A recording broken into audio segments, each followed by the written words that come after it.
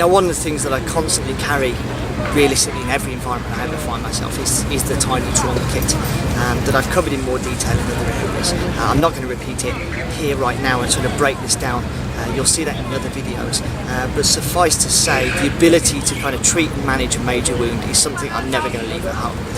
And again, for this, it's sort of less than the size of a pack of cigarettes, so I've always got somewhere I can just find to kind of stow it away. And should I have to deal with something of a notable injury on myself or others, I've got the ability to do that. Now, tied in with that then is a small first aid kit that I'm carrying with me, which is for the more minor stuff.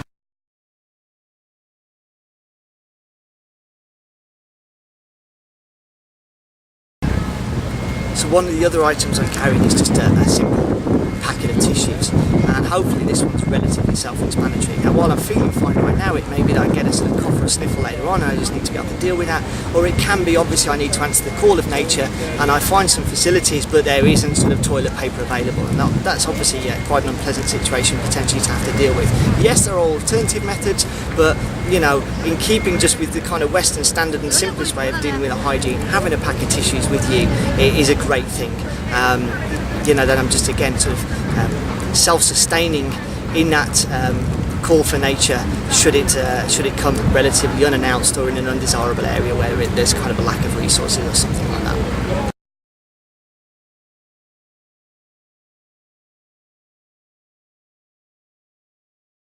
You remember when you saw the kit contents in the introductory video, I highlighted that I just had this small disposable lighter with me. And it's just quite simply because I've got into the habit of always carrying a means to make fire. Now, during a day like today where it's absolutely boiling warm, it's the last thing that's on my mind.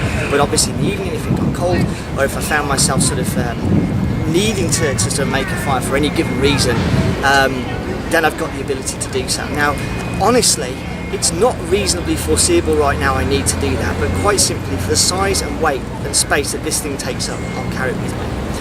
The flip side on that is the social engineering aspect obviously becomes far more prevalent in an urban environment than it would do in a wilderness scenario. So having a lighter can just be useful as a sort of an in or a brooch. You know, if I'm wandering around with that and it's like, I don't know, for some reason I need to engage with somebody or like just start talking to a local, you know, asking if you can kind of borrow a cigarette or, you know, something like that can just be the in that you actually need. Now, personally, I don't smoke, but I did train myself to be able to smoke without kind of, you know, acting like too much of a green gills and coughing and spluttering too much anyway, because quite simply you never know when you've got to break the ice, and having as many different ways to approach that and actually facilitate that is a good thing.